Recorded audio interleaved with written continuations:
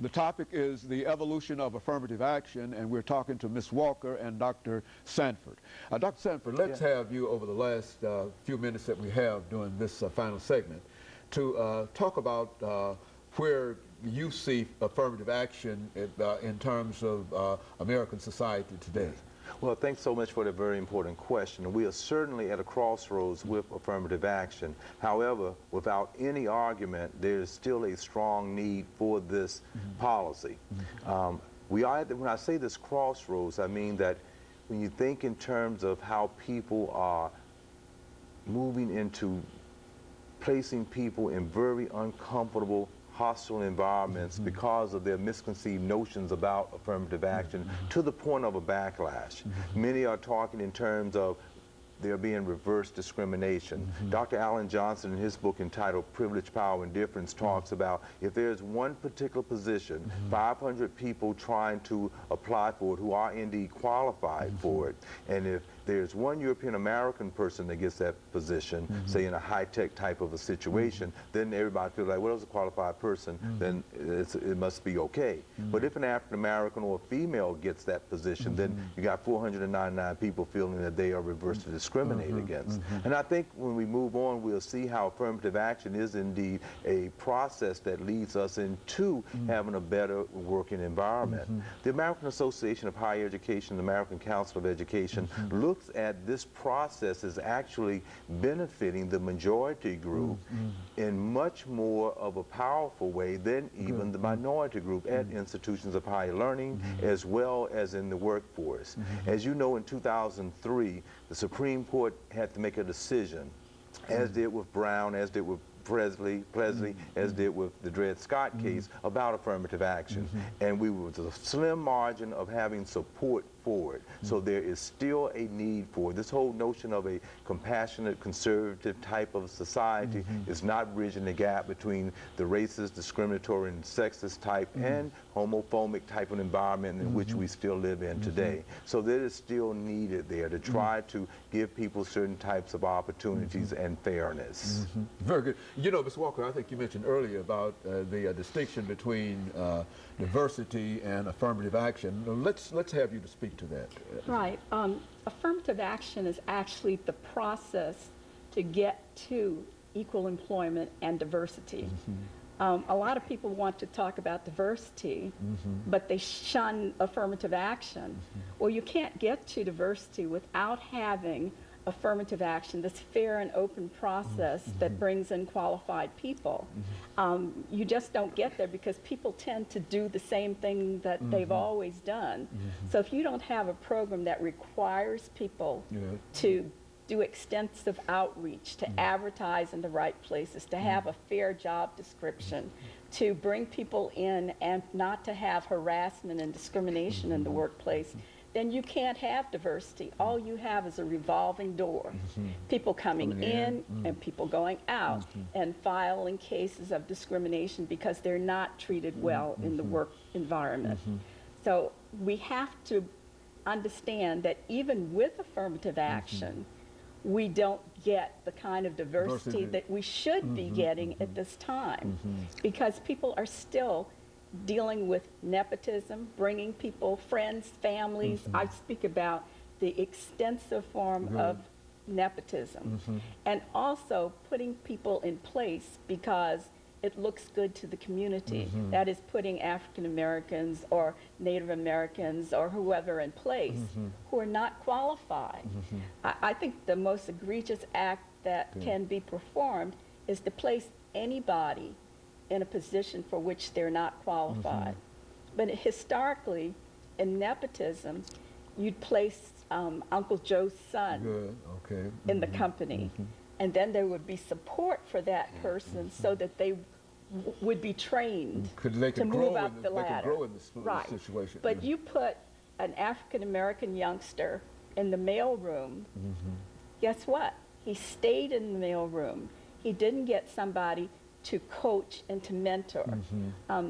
If you ask anyone in the higher echelons, you will find that they were mentored.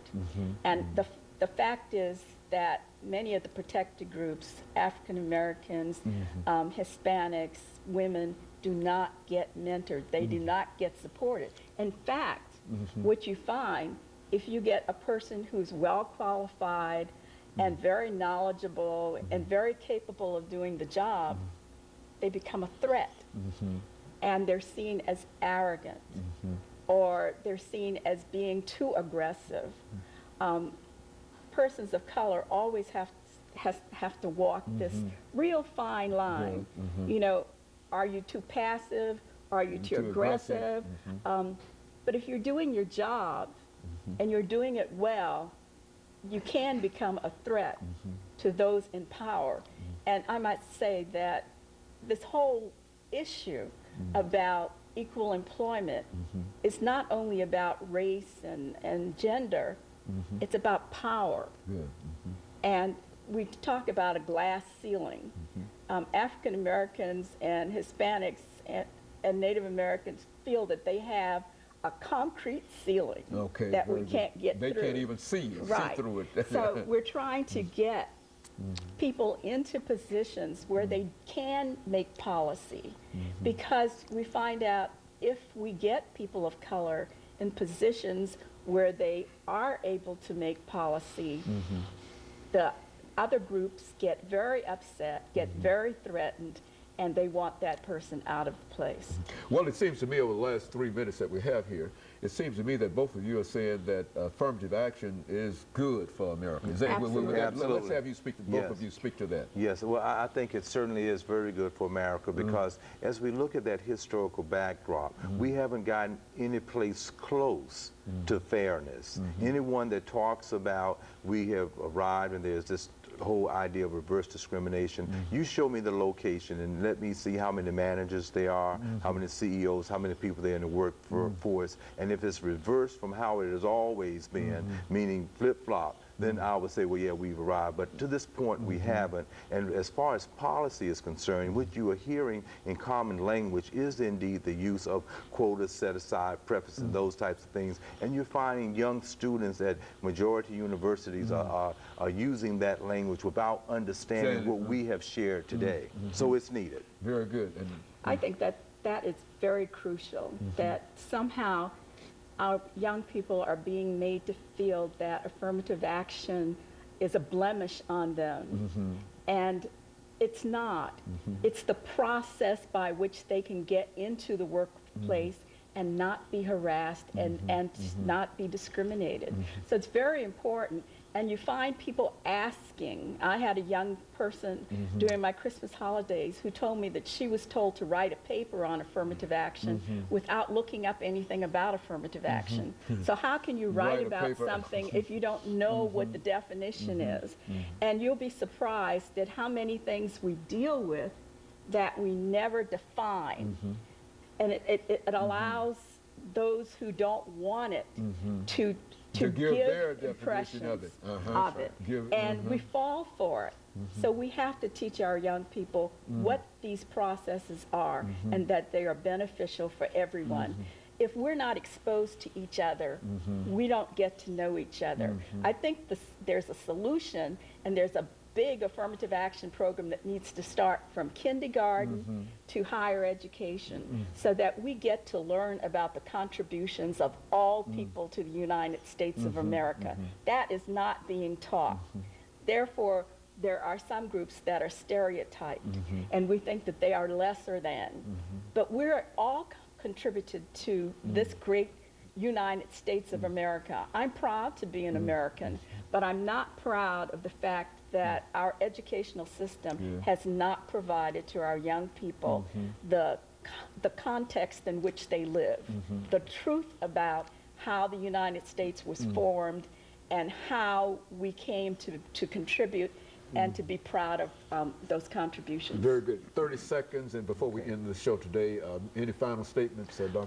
Yeah, absolutely. I concur with Ms. Walker 100%. This is a need that we still need to continue to work on. It is through education and dialogue that we can reach some type of common ground.